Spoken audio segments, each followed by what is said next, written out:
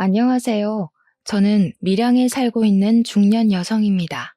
2년 전 안타까운 사고를 겪고 아직도 그때의 공포와 후유증에서 벗어나지 못하고 있기도 하죠.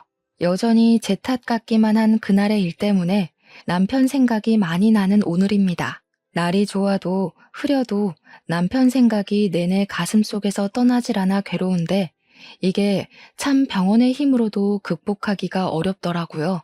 제가 전생에 큰 잘못을 지었기 때문에 일이 벌을 받는다고 해야 되는 걸까요? 밤만 되면 우는 것도 지치고 새벽 도중 잠에서 깨서 한참을 멍 때리고 있는 시간도 너무 힘이 들어서 사연을 찾게 되었어요. 그래도 이곳에는 저만큼이나 힘든 경험을 한 사람들이 수두룩하더라고요. 다들 위로받아 가시길래 저도 한번 글을 남겨봅니다. 저는 저랑 남편 그리고 아들까지 해서 셋이서 살고 있었어요. 그리 유복한 집이 아니었지만 유복한 집 못지않게 아주 행복하게 살았습니다. 특히 제 남편은 남편으로서 또는 아빠로서 늘 진심을 다하는 사람이었어요. 집안의 가장이 똑바른 사람이었기에 우리 집은 큰 갈등 없는 가정이었습니다. 아들도 올곧게 커주었죠. 해주는 것도 없는데 어쩜 그리 바라는 것마저 없는 건지 처음에는 아들이 다른 아이들과 달리 어릴 적부터 딱히 욕심이 없길래 걱정을 많이 했습니다. 그런데 아들이 철이 빨리 들었던 것 뿐이더라고요. 애들이 철이 빨리 드는 건 안 좋다고 말씀들 하시는데 그런 걱정과 달리 저희 아들은 당시 사춘기가 왔는데도 일탈을 해본 적이 없네요. 저는 당시만 해도 시집을 무척 잘 갔다고 생각했어요. 남편 잘 만나 아들 바람직해 웬만한 신여성들이 부럽지 않은 아줌마였습니다. 그런데 말이에요. 이렇게 수월하기만 하던 우리 가정에 어느 날 딱 하나의 큰 문제가 닥쳐왔어요. 바로 남편에게 있던 전처의 존재였죠. 남편의 재혼은 결혼을 하기 전부터 알고 있었고 남편 또한 자신의 이혼 사실 때문에 결혼 전 제게 호감 표시하는 걸 미안해 했었어요.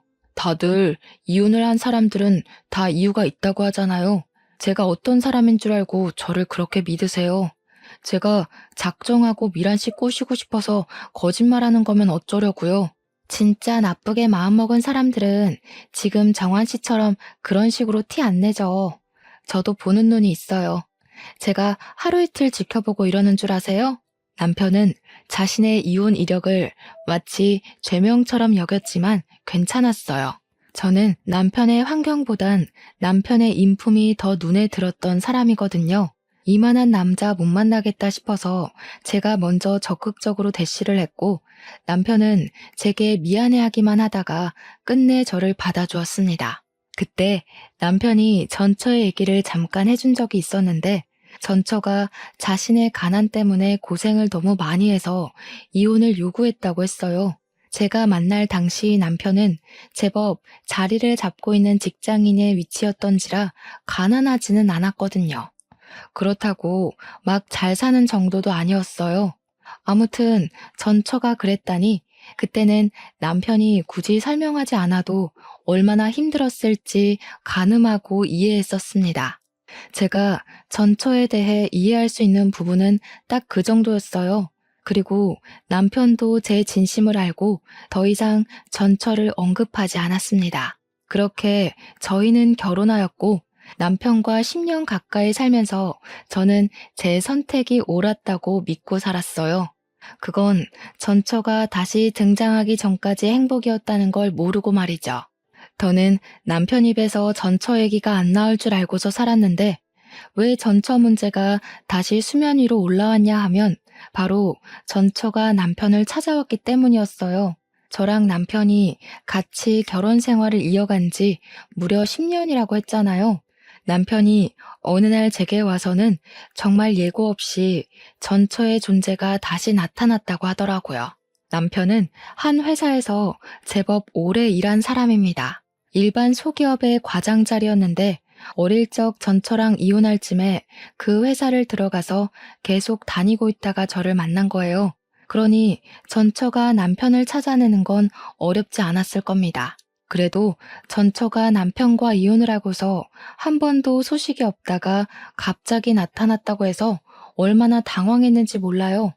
전처가 왔었다는 그날 저녁에 남편이 제게 심란한 얼굴로 얘기를 꺼내더라고요. 전처가 말기암이래. 그래서 마지막 소원이 있다고 재훈이랑 한 달만 같이 있을 수 있냐고 하네. 뭐? 같이 살아달란 소리야? 이혼해놓고 10년 만에 연락 와서 갑자기 그게 무슨 소린데? 당연히 안 된다고 했지? 미안해. 아직 대답 못했어. 나도 워낙 갑작스러웠던지라 거절은 못했거든. 당신한텐 정말 미안하지만 재훈이 생모잖아. 한두 달밖에 못 산다고 하는 게 마음에 걸렸어. 맞습니다. 사실 제 아들은 제가 낳은 자식이 아니에요. 재훈이는 남편과 전처 사이에 나온 자식이고 남편은 저와 만날 때 아들의 존재를 바로 밝혔었습니다. 저는 그것마저 흔쾌히 받아들일 준비가 되었을 만큼 남편을 사랑했어요. 그리고 우리 아들을 남편의 아이라고만 생각했지 절대 전처의 아이라고는 생각하면서 살지 않았습니다. 아들은 제 품에 안겼을 때 겨우 2발로 걷는 아기였어요. 당연히 아들이 큰 뒤로 생모의 존재가 있다는 걸 따로 알려주긴 했습니다. 아들이 처음 알고 좀 혼란스러워하긴 했으나 저는 말해주었어요. 나는 아기 때부터 너를 키우면서 한 번도 생모가 따로 있다고 생각하고 키운 적 없었다고 말이죠. 아들도 제 마음을 알아주어서 엄마인 제 존재를 부정하거나 그런 일은 없었습니다. 그런데 전처가 갑자기 나타나 제 아들에게 눈독을 들이다니요. 왜 잘 살고 있는 우리 가정을 휘저으려 하는 건지 이해가 안 되었어요. 이미 자기가 포기한 남편이고 아들이잖아요. 아무리 죽을 때가 되었다고 하지만 이미 다른 가정이 있는 사람을 왜 다시 찾냐는 말이에요.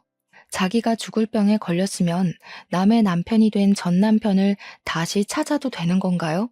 그게 감동적이고 가슴 아픈 스토리라고 생각하는 걸까요? 전처도 전처지만 저는 남편에게도 처음으로 실망이란 걸 했습니다. 남편이 전처가 무슨 부탁을 했든 확실하게 거절만 했어도 저희 집안 공기가 바뀌진 않았을 거예요. 그날 이후 우리 집에는 한 번도 느끼지 못했던 냉기가 흘렀습니다. 저는 남편의 생각을 당연히 단호하게 거부했고 남편은 그것에 대해 계속 고민하면서 시간을 흘려보냈죠. 그러던 어느 날 남편이 베란다에서 누군가와 통화하는 걸 보았어요. 슬그머니 가서 엿들었더니 통화 상대가 전처인 것 같더라고요. 그럼 입원 안 하고 그냥 집에서 보내려는 거야? 그러다 갑자기 큰일 나면 어쩌려고? 괜찮겠어? 어차피 가망이 없는 삶인데 언제 죽든 상관없지 뭐. 차라리 빨리 죽어버렸으면 좋겠다는 생각도 해. 너무 아플 때면 스스로 목숨도 끊고 싶더라. 그런 생각하면 안 되지. 할 수 있는 데까지는 버텨야 돼. 기다려봐. 내가 어떻게든 아내 설득해 볼게. 우리 와이프 그렇게 나쁜 사람 아니라서 당신 입장 이해해 줄 거야. 남편이 저를 잘 모르는 부분도 있었나 봅니다. 그럴 수밖에요. 10년 넘게 살아오면서 저 또한 남편에게 이럴 수 있는 여자라는 걸 처음 알았거든요. 저는 둘의 통화를 참지 못하고 베란다로 들어갔습니다. 남편의 휴대폰을 빼앗아 제가 받았어요. 저희 남편이 저를 잘 모르는 것 같아서 대신 말씀드릴게요. 말기암이라는 건 정말 유감입니다. 그런데 제 아들은 안 돼요. 가족이란 건 이미 손 놓으셨으면 그걸로 끝이라고 생각해요. 이렇게 다시 찾아서 남의 가정 뒤흔들어 놓을 거였으면 이혼을 하지 말았어야죠. 여보, 일이 돼. 지금 그런 상황 아니야. 들어가서 설명할 테니까 휴대폰 이리 줘.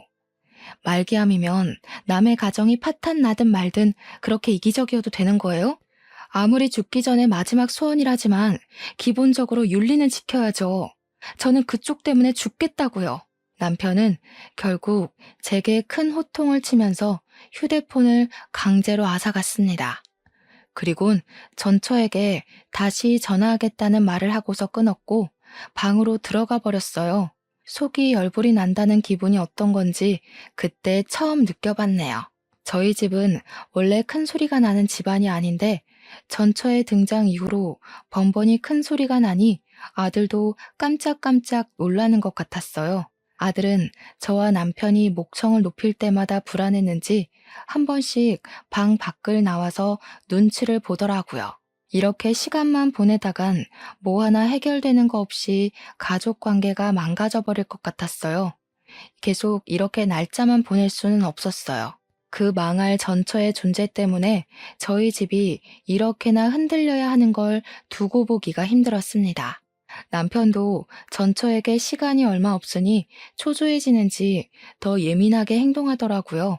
우리는 결국 아들의 뜻에 따르기로 했습니다. 아들에게 이 커다란 문제를 떠안기기 미안했지만 어쨌든 전처에게 가야 할 사람은 아들이니까 아들의 생각이 중요했어요. 처음 아들에게 물었을 때 아들은 저를 생각해 주는 건지 남편의 제안을 거절했습니다.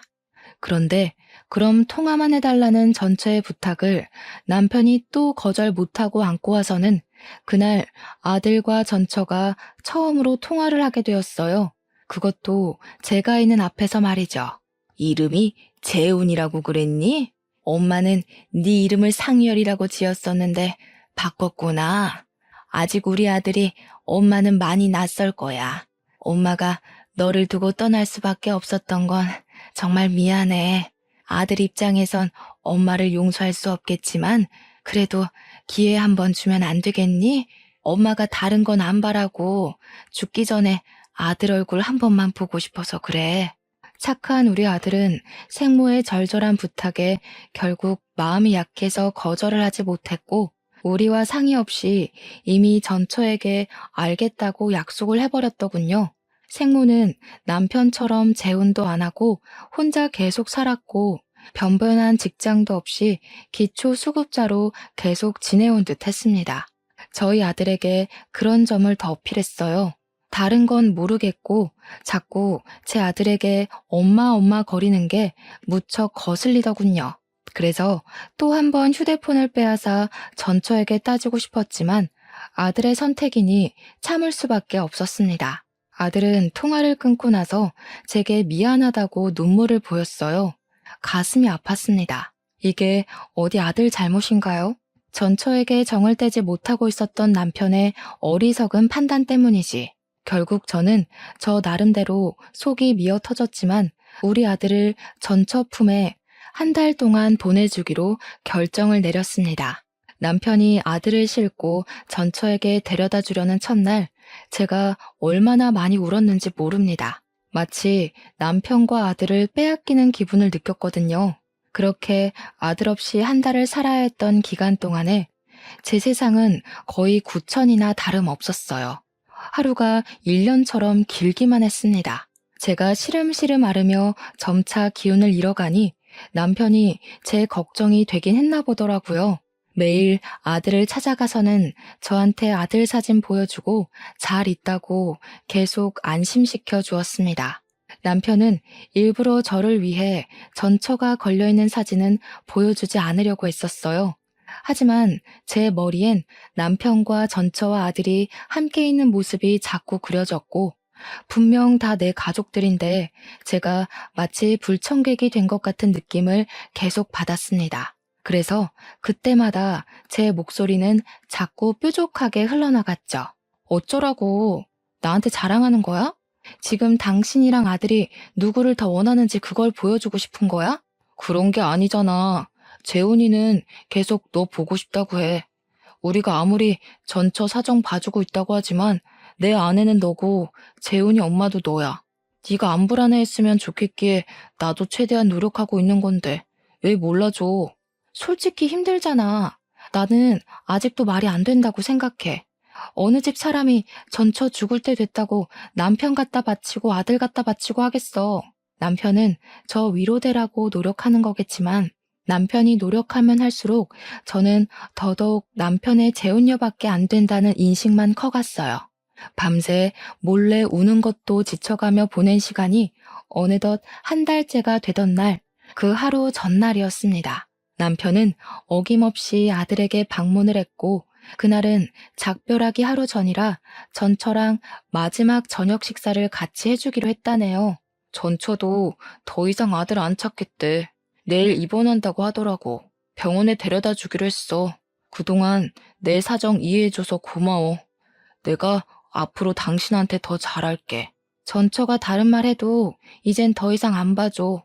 무조건 내 아들 데리고 오는 거야? 그리고 그 여자가 어떻게 눈을 감든 그것도 당신이 신경 안 썼으면 좋겠어. 당연하지. 전처도 가족 있으니까 마지막 가는 길엔 굳이 나랑 아들이 필요 없어. 나도 그렇게까지 해줄 생각은 없고. 다시 한번 말하지만 나 전처한테 아무런 마음도 없어. 내가 좋아하는 건 당신이야. 이젠 평생 속 안 썩일게. 제가 한 달을 참아줬는데 그 몇 시간을 더 못 참겠습니까? 저는 남편에게 알아서 하라는 말을 한 뒤 다음 날만 목 빠지게 기다렸어요. 다음 날이 되면 남편이 아들을 또 데리러 갈 것이고 제 아들은 다시 제 품으로 돌아올 테니까요. 마음도 싱숭생숭하고 시간도 너무 안 가서 아들 기다리는 김에 저는 아들 방 청소까지 다시 한번 싹 했습니다. 사실 아들이 없는데도 거의 매일 아들 방을 청소했어요. 그럼 남편이 아무도 안 쓰는 방인데 피곤하게 뭘 그리 고생하냐고 하더군요. 그럴 때마다 저는 남편이 제 걱정을 해주는 것보다 누구 때문에 내가 이러고 있는데 라는 마음이 더 컸을 뿐입니다. 그만큼 남편에게 받은 상처는 컸고 잃은 신뢰는 깊었으니까요. 제가 이렇게 청소를 하고 있으면 남편이 언제 귀가했는지도 모를 때가 많았어요. 그런데 이번에는 제가 청소를 다 하고 나왔는데도 남편이 도착하질 않는 겁니다. 시계를 보았는데 벌써 11시가 되어 있었어요. 남편은 여태 아무리 늦어도 저녁 9시 전이면 집에 들어왔던 사람입니다. 사람이 와야 할 시간에 안 오면 밉든 아니든 걱정되잖아요. 마지막 날이라서 더 오래 있으려고 하는 건가? 그렇게 이해해주며 기다리길 1시간째. 자정이 넘어갈 시간이 되자 결국 전화를 해봐야겠더라고요. 그래서 휴대폰을 들었는데 그 타이밍에 남편한테 전화가 먼저 왔습니다. 근데 받은 사람은 남편이 아닌 아들이었어요. 그리고 그날 저는 아들한테서 충격적인 소식을 들었습니다. 아빠랑 아줌마랑 같이 나갔는데 5시간째 안 들어와. 나 버리고 간 건 아니겠지? 무서워, 엄마. 여기 밤 되면 주변에 사람도 없고 편의점도 없어. 나 혼자 동떨어져 있는 것 같아. 뭐? 아빠가 아줌마랑 같이 나갔어? 아니다. 엄마가 갈게. 거기 어디야? 주소가 어떻게 돼? 주변에 우편물 있는지 찾아봐. 저는 아들에게 문자로 주소를 받고 급히 택시를 타고 찾아갔습니다. 아들 말대로 전천의 집이라는 곳의 위치는 인적이 드문 곳이었어요. 속된 말로 정말 사람 하나 죽어도 몇 년은 모르고 방치시킬 수 있을 만큼이었습니다. 이런 무서운 곳에 우리 아들을 한 달이나 뒀다는 사실은 저를 또 한 번 괴롭게 만들었어요. 저는 당장 아들을 봐야 했습니다. 전처 집 초인종을 누르자 아들이 나왔는데 혼자서 많이 무서웠는지 저를 보자마자 안기더군요. 저는 그런 아들을 다독이면서 집 안으로 들어갔어요. 거실 바닥을 보니까 분명 다 같이 저녁을 먹은 흔적은 남아 있었습니다. 아들한테 다시 한 번 더 남편과 전처의 행방을 물었는데 아들은 그저 전처가 남편한테 따로 할 말 있다고 밖으로 데리고 나간 것밖엔 모른다고 하더군요. 저는 일단 아들을 잠깐 집에 두고서 집 주위를 둘러봤어요. 남편을 부르면서 돌아봤으나 찾을 수가 없었습니다. 남편 폰으로 전처 연락처를 찾아서 전화해도 전처 휴대폰마저 꺼져 있어서 기다리는 것 말고는 할 수 있는 방법이 없었어요. 그렇게 저는 아들과 같이 그곳에서 하루를 지냈습니다. 그럼에도 전처랑 남편은 나타나질 않았고 어쩔 수 없던 저는 일단 아들을 데려간다는 메모만 적은 뒤 그 집을 빠져나왔어요. 그리고 저는 그렇게 남편을 잃게 되었습니다. 며칠째 연락도 없고 돌아오지도 않길래 남편을 실종 신고까지 해야 했네요. 당최 이게 무슨 일인지 어안이 벙벙했어요. 남편이 이렇게 사라진 것이 혹시 그 말기암 전처에게 마음이 흔들렸기 때문일까? 그런 생각도 했습니다. 설마 둘이서 외국 병원으로 가버린 건가 싶기도 했고요. 하지만 그 생각들은 전처가 말기암이라는 전제가 있는 한 발생할 확률이 희박한 결론들이었어요. 곧 죽을 사람이 어떻게 도망을 친단 말입니까? 그만한 체력이 안 되잖아요. 그러나 만에 하나 정말로 둘이 다시 눈이 맞아서 달아난 거라면 믿고 싶지 않았지만 자꾸 생각나는 결론이 그런 쪽밖에 없었어요. 저는 그날 이후 밥도 제대로 못 먹었고 매일 아들만 붙잡고서 눈물을 흘렸습니다. 그렇게 한 달이 다 되어가도 남편이 나타나질 않자 저는 그제야 남편이 우릴 버렸다고 인정했어요. 하지만 이해는 안 되었습니다. 제가 아는 남편은 절대 여자 때문에 가정을 버릴 남편이 아니니까요. 어느 정도 시간이 흐른 뒤에는 남편 실종 사정도 제게 무척 중요한 일이지만 그보다 당장 눈앞의 경제 생활이 더 문제가 되었어요. 그래서 저는 일단 심란한 마음을 억누르고 직장을 찾아야 했습니다. 그렇게 그날도 마찬가지로 아르바이트 면접을 보고 돌아오던 날이었어요. 통장에 얼마 있는지 잔액을 확인한다고 잠깐 은행을 들렸는데 그곳에서 뜻밖의 인물을 만나게 되었는데요. 바로 남편의 전처였어요. 창구에 일을 보러 온 것 같더라고요. 옆에는 모르는 남자까지 끼고 있었습니다. 그런데 여기서 제가 혼란스러웠던 건 분명 전처는 말기암이라고 했는데 그날 제가 본 모습은 다 죽어가는 저보다 건강해 보였고 사이좋게 손잡고 있는 아저씨랑도 마주보고 잘만 웃고 있었어요. 누가 저런 사람을 보고 말기암이라고 할까 싶을 정도의 멀쩡한 몸뚱어리였습니다. 이미 남편이 말했던 전처의 시한부 기한은 지난 상태였어요. 남편 말대로라면 전처는 이미 이 세상 사람이 아니어야 했다고요. 그런데 왜 살아있는 거지? 너무 혼란스러우면서도 전처랑 같이 있어야 할 제 남편의 존재가 궁금했습니다. 남편이 전처랑 같이 있다가 사라졌으니 제 눈앞에 나타난 전처처럼 남편도 나타나줘야 하는 거잖아요.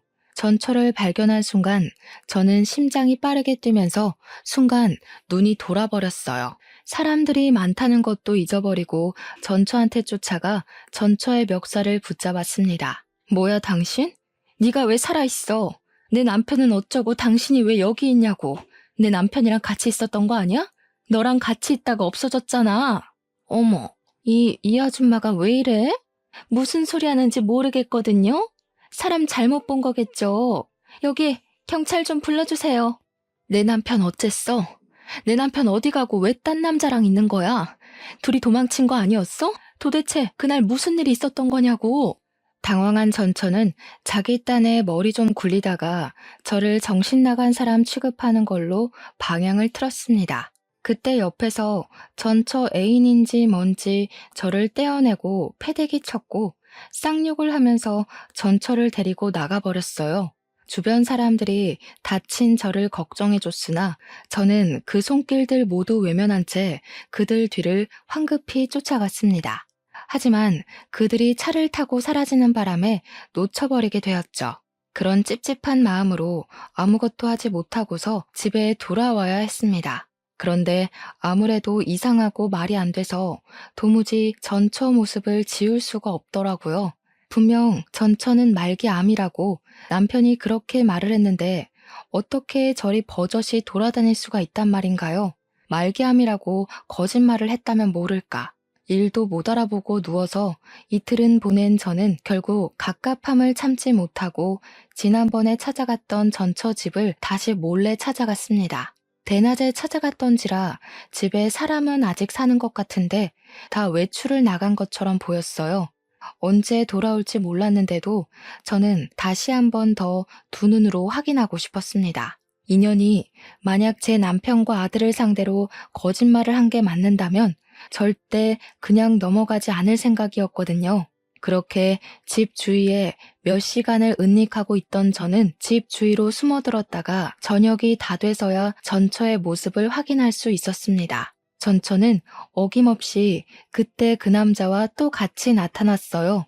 보아하니 남자랑 이 집에서 같이 동거를 하는 낌새더군요. 전처가 남자의 팔짱을 끼면서 집으로 들어가는데 제가 숨어있는 곳으로 그들이 하는 대화가 들렸어요. 들통나는 건 아니겠지? 아무래도 그 아줌마가 날 본 게 마음에 걸리네. 그 아줌마랑 저번에 통화했을 때 당신도 들어서 알잖아. 목소리만 들어도 얼마나 억측스러워? 보험 심사만 통과하면 바로 여기 뜰 거라서 겁낼 필요 없어.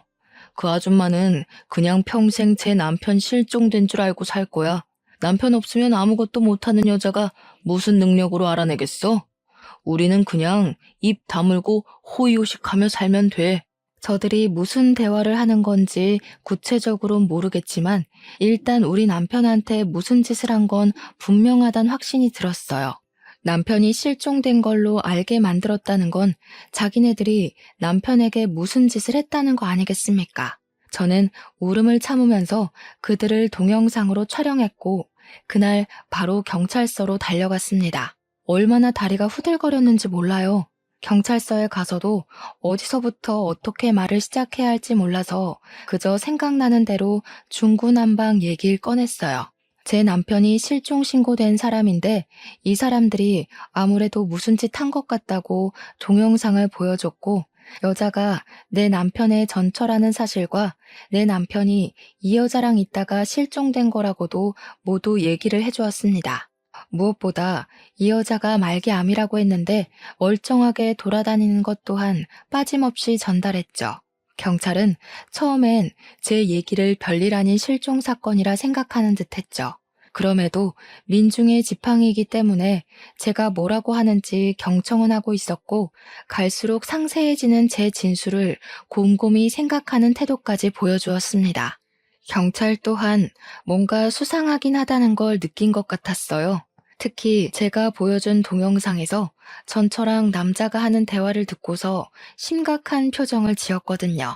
다행히 경찰은 제 증거를 토대로 수사를 시작해 주었어요. 경찰에게 연락이 올 때까지 저는 아들에게조차 신경을 쓸 수가 없었습니다. 그저 제발 제 남편이 어딘가에서 무사히 살아있어만 주길 바라고 기도하기만 했어요. 그리고 며칠 뒤 제겐 또 하나의 충격 소식이 들려왔습니다. 전처 때문에 제 머릿속이 폭풍처럼 휘몰아치던 중 5일 뒤에 경찰한테 전화가 왔는데요. 경찰이 제 남편 이름을 묻더니 배우자 되는 사람이 맞냐고 묻더라고요. 남편을 찾은 것 같은 뉘앙스에 기뻐서 저는 곧장 그렇다고 대답을 했고 남편 신고도 부인인 내가 했다고까지 말했습니다. 그러자 경찰이 곧바로 목소리를 가라앉혔는데 느닷없이 제 남편이 이미 사망을 했다고 하는 겁니다. 그 순간 저는 심장이 멎는 줄 알았어요.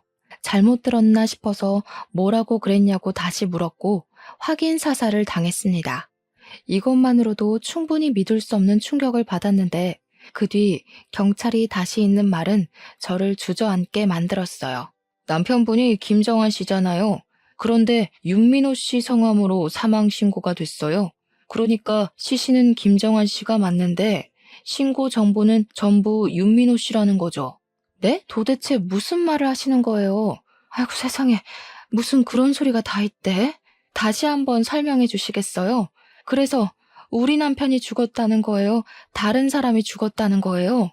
워낙 정신없는 상태로 전화를 받아서 그런지 경찰 말을 바로 이해하지 못했습니다. 제 남편이 사망을 한 건 맞는데 우리 남편 사망 처리가 남편의 신원이 아닌 다른 사람의 신원으로 등록이 되어 있다고 하더라고요. 그러면서 경찰이 다시 한번 윤민호라는 이름을 말을 해줬어요.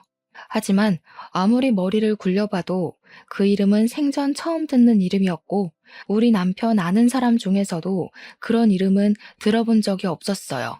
제가 전혀 모르는 기색을 표하자 경찰은 다른 이름을 하나 더 말해주면서 혹시 이건 아는 이름이냐고 물었는데요. 그때 돋은 소름이 아직도 기억이 납니다. 경찰은 제게 전처 이름을 언급했고 저는 흥분해서 그 사람이 바로 남편의 전처라고 얘기를 했어요. 그러니 경찰 쪽에서 오는 반응은 역시나라는 느낌이었습니다. 경찰은 한숨을 푹 쉬면서 아무래도 사망보험금 수령을 위한 보험 살인 같다고 하더군요. 전처가 분명 말기암 환자라고 했는데 전처 앞으로 된 진단명 같은 건 전혀 조회되지 않았다고 하면서 말이죠. 살인이요? 지금 제 남편이 살인을 당했다는 거예요? 아니, 보험살인이 뭔데 그런 게 있어요. 우리 남편이 왜 그런 일에 연관이 되어 있는 건데요? 살인이라니. 일평생 저랑은 관계없을 것 같은 단어의 등장에 긴장이 덜컥 되었습니다. 대체 이게 뭔 난리인가 싶어서 일단은 경찰이 해주는 말을 부정했어요. 내 남편 사망 아니라고 뭐 잘못한 거 아니냐부터 내가 애초에 실종해서 신고를 했던 건데 뜬금없이 사망 소식을 전하는 게 말이냐고, 대체 이게 뭔 소리냐고 겁에 질려서 질문만 했어요. 하지만 경찰한테서는 제가 듣고 싶은 대답을 들을 순 없었고, 오히려 반복적인 답과 더욱 깊은 내막만 알게 되었습니다. 전처는 저희 남편과 이혼을 하고 재혼을 했다고 했어요.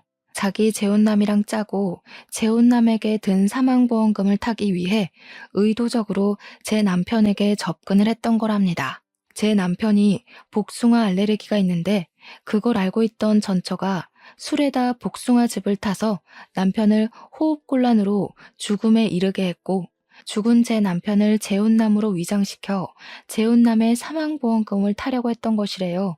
실제 재혼남 앞으로 사망보험이 너무 많이 들어있어서 이를 수상하게 여긴 보험회사가 조회를 하고 조사를 시작했고 사기라는 것이 발각되었다고 했습니다. 보험회사에서 온 연락이 마침 제 남편 사건을 조사하던 중에 신고가 들어와서 그들이 바로 경찰에 잡힐 수 있었다고 합니다. 그 전화 한 통으로 제가 간절히 바랬던 남편의 복귀는 이루어질 수 없는 허상이 되어버렸어요. 전화를 끊고 나서 저는 또 울음을 터뜨려 버렸습니다. 남편의 부고 소식은 저의 모든 걸 무너뜨렸지만 일단은 경찰서로 가야만 했어요. 그곳에서 저는 다시 전처를 보게 되었습니다. 그리고 전처와 같이 그 옆을 지키고 있는 사람은 다름 아닌 그때 그 은행에서 마주쳤던 아저씨였어요. 저들이 제 남편을 보험 타먹으려고 죽게 만들었다는 거잖아요. 경찰에게 듣기만 했을 때보다 직접 눈앞에서 그 욕망에 찌든 모습을 보니 제 분노는 이루 말할 수 없이 솟구쳤고 저는 아랑곳 없이 다짜고짜 달려가 전처 등짝을 패기 시작했어요. 당신들이 사람이야? 어떻게 내 남편을 그런 식으로 이용을 해? 한때 가족이었던 사람한테 어떻게 그럴 수가 있냐고. 내 남편은 네가 죽는다고 했을 때 아들 생모라고 안쓰러워하기까지 했는데 어떻게 그런 착한 사람한테 정신 나간 짓을 할 수가 있어? 전처는 제게 두들겨 맞는 것에 짜증내면서도 자기 재혼남한테 성질을 부렸습니다. 내가 이 아줌마 찝찝하다고 했지. 진작에 이 아줌마까지 손봤으면 걸리는 일 없었을 거 아니야. 대담한 짓까지 해놓고 왜 이런 실수를 대비 안 해? 네 탓이라고? 집 주소 들킨 게 누군데? 애초에 너네 집 노출 안 시키고 어디 다른 데로 애 불렀으면 이런 일까지 안 왔겠지. 둘은 서로 반성할 기미는 안 보이고 서로 제 남편 죽인 걸 등한시하고 있었습니다. 제 남편의 죽음이 이런 골빈 사람들 때문에 더더욱 가벼워지는 게 너무 싫었어요. 저는 오열을 하면서 바로 전처의 머리채를 잡고 흔들었습니다. 차라리 말기암 걸려서 죽어버리는 게 나았다고, 왜 살아서 나한테 이런 끔찍한 경험을 안겨주냐고 원망하였어요. 나 때는 그놈 쥐뿔도 없었다고. 전부인한테 이 정도는 해줄 수 있는 거잖아.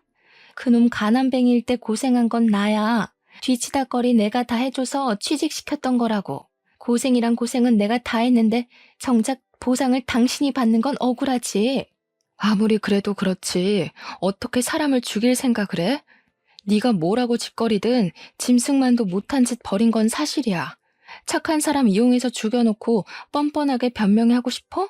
남편이 날 버린 줄 알고 얼마나 원망했었는데 니까짓게 이런 짓을 벌인 줄도 모르고 나는 남편이 가는 순간에도 남편 욕만 했었다고.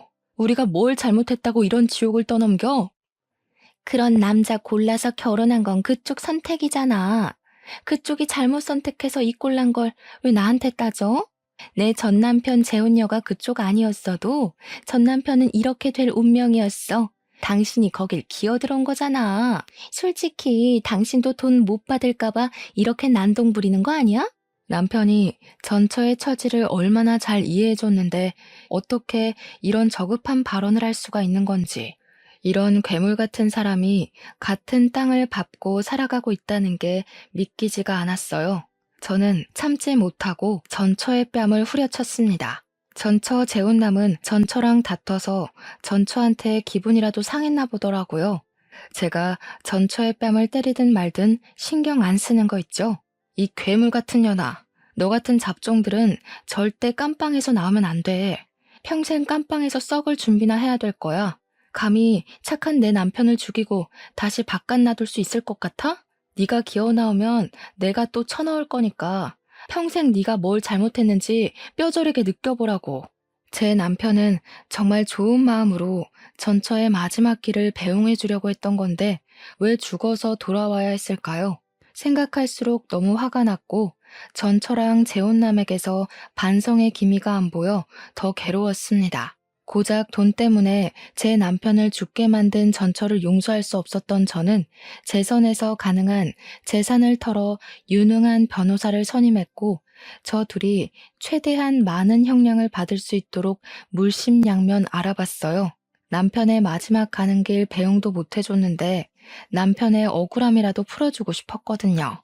저는 이걸 저만 알도록 그대로 묻히지 않고 남편 잃은 억울함을 각종 뉴스에 제보했습니다.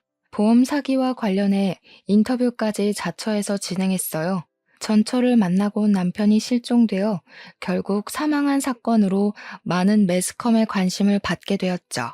방송국에서 그토록 많은 러브콜을 주어서 정신없는 시간을 좀 많이 보냈어요. 전처와 재혼남의 얼굴은 까발려지지 않았지만 신상은 이미 다 공개가 되었고 그들은 기사를 접한 온 국민에게 질타의 대상이 되었습니다.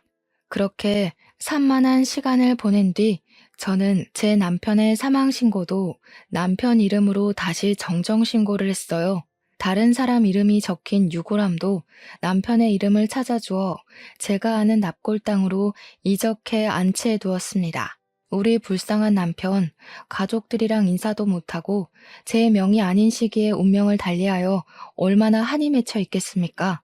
장례식도 제 손으로 치러주지 못했는데 어떻게 착하게만 살았던 사람에게 이리도 불행하게 생을 마감시키는 건지 하늘이 원망스러웠어요. 이렇게 제게서 남편을 앗아간 그 썩을 놈들을 고소했는데도 제 마음은 구멍이 뚫린 것 마냥 허하기만 했습니다. 아무래도 제가 뭘 하든 남편은 영영 돌아올 수 없는 곳으로 가버렸다는 사실을 받아들이기 싫었기 때문이겠죠. 이런 제 사정을 알아주신 건지 보도를 탄 이후 저희 동네뿐만 아니라 모르는 사람들까지도 저와 아들의 처지를 알아봐 주셨어요. 우선 동네에서는 아주머니들이 어린 아들이 있는데 제가 밥도 못 먹고 기운도 못 차리니까 그게 걱정이 되었는지 반찬도 많이 챙겨주시고 아들이 좋아할 만한 맛있는 식품도 많이 챙겨주셨고 또 제 아들에게는 용돈을 쥐어주는 분들도 계셨어요. 그땐 아들이 길에만 나가면 하루 5만 원에서 10만 원은 쥐고 귀가를 했었습니다. 뿐만이 아니었어요. 사회에서는 저희에게 더 큰 마음을 보여주었습니다. 가족이 없고 남편이 유일한 보호자였던 제게 보험회사가 연락이 왔는데 남편의 사망보험금 총 2억을 지급해 주더라고요. 그리고 이 사실이 남편의 회사에도 소문이 퍼져서 직원들이 남편을 위해 위로금 3천만 원을 모아주었고 남편의 퇴직금까지 받게 되었습니다. 이 많은 고마운 손길들 덕분에 저랑 아들은 앞으로 살아가는 데에 당장은 무리가 없어졌어요. 남편이 좋은 사람이 맞다는 게 이렇게 또 증명이 되니 감사하면서도 제 마음이 울적하더라고요. 그래도 이 모든 도움들은 남편이 저희에게 남기고 간 마지막 가장의 책임감이 아닌가 싶습니다. 하지만 그런다고 가장을 잃은 무게는 저와 아들에게 평생 지울 수 없는 아픈 상처로 남을 겁니다. 그때로부터 2년이 지났음에도 현재 저는 우울증의 정신과 약까지 복용을 하고 있어요. 아직도 과거의 기억에서 벗어나지 못했고 남편이 제게 처음 전처의 소식을 갖고 온 그날 남편을 더 심하게 뜯어말렸더라면 이런 사고를 막을 수 있지 않았을까 후회를 계속하고 있답니다. 머릿속에 가득 차서 일상생활이 불가능할 정도로요. 근데 그게 우리 아들한테도 영향을 끼쳤나 봅니다. 아들은 한참 친구들이랑 뛰어놀 나이인데도 학교 마치면 늘 바로 귀가를 해서 제 곁에 있어줘요. 저를 억지로 일으키고 맛있는 거 먹고 싶다고 조르고 가끔씩 산책도 데려나가 줍니다.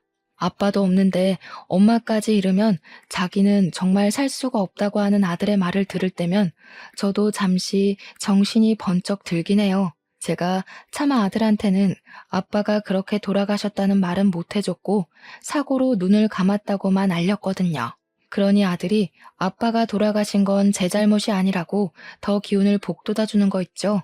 그런데 아들도 한편으로는 아빠의 죽음이 자기 때문이라고 말할 때가 있는데요. 자신이 생모를 보러 가겠다고 결정하지 않았으면 아빠가 안 죽었을 거라고 생각하더라고요. 어린 나이에 얼마나 가슴 아픈 자책입니까? 저희는 이렇게 서로 번갈아 가면서 자책을 하며 살고 있어요. 무려 2년이나 지난 일인데 말이죠. 가족을 잃어본 사람들은 저희의 입장을 이해해 줄 거라 생각합니다. 그런 나쁜 놈들 때문에 착한 우리 남편이 희생되었는데 그걸 어떻게 잊겠어요? 어떻게 보내주겠습니까? 생각은 깊어지고 그럴수록 후회는 늘어가니 잠을 자기가 힘들어 수면제 없이는 밤을 보낼 수가 없을 지경까지 이르러 버렸네요. 그렇게 많은 사람들이 제 남편의 억울한 죽음을 알아주었는데도 저는 또 이렇게 남편의 죽음을 알리러 사연을 씁니다. 남편이 세상에서 잊히지 않았으면 좋겠고 이렇게 해서라도 한 맺혔을 우리 남편의 마음을 위로해주고 또 위로해주고 싶거든요. 이것만이 제가 남편을 위해서 할 수 있는 최선이지 않을까 싶습니다. 라디오의 목소리가 청취자분들에게 닿는 것처럼 저희 남편에게도 닿았으면 좋겠다는 마음으로 몇 마디 좀 올리고 싶어요.